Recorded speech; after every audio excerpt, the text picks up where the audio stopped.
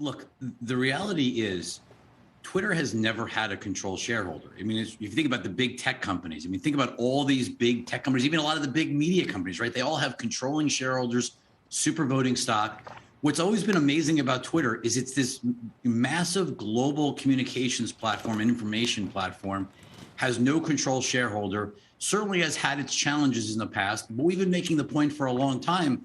This company can always be acquired. I mean, there's lots of opportunities. And I don't know whether this is truly passive or not, but I do think it underscores for investors that Twitter could be acquired. And I think given the weakness in the stock that you've seen, as investors have sort of given up on so many tech stocks across this universe, there's an opportunity to own Twitter. And look, more than anything, it's certainly highlighting Twitter's had a lot of progress, momentum on the user growth side that investors simply ignored after the last quarter because of the cost side of the equation.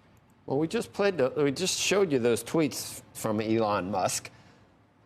This is not about profits and losses and user engagement, and you see what it's about. Actually, I disagree. I think it is about user engagement. Then why isn't he buying why isn't he scouring the broken, all the fallen angels in tech and taking stakes in all of them? This one is one where Joe, you're missing the point. You're missing the point. The reason he's making these comments about open sourcing and the town hall, like this whole way he's thinking about it, is because Twitter has gotten so big and so important that he believes that there should be different algorithms or different ways of information ferreting up to the top. He wouldn't care if Twitter was irrelevant and tiny and not growing as rapidly as it is. He wouldn't care. So I think the point is he does care because Twitter is relevant.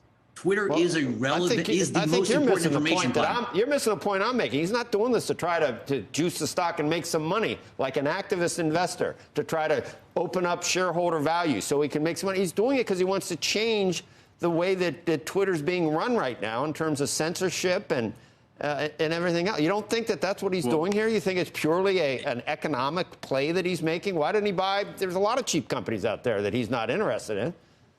I mean, 9% stake's not going to give him the ability to change the course of this company. So we'll see. He's got to own a lot more than 9% to have an impact on how this company runs. Well, you got to start with 9%. You can't start with 60%.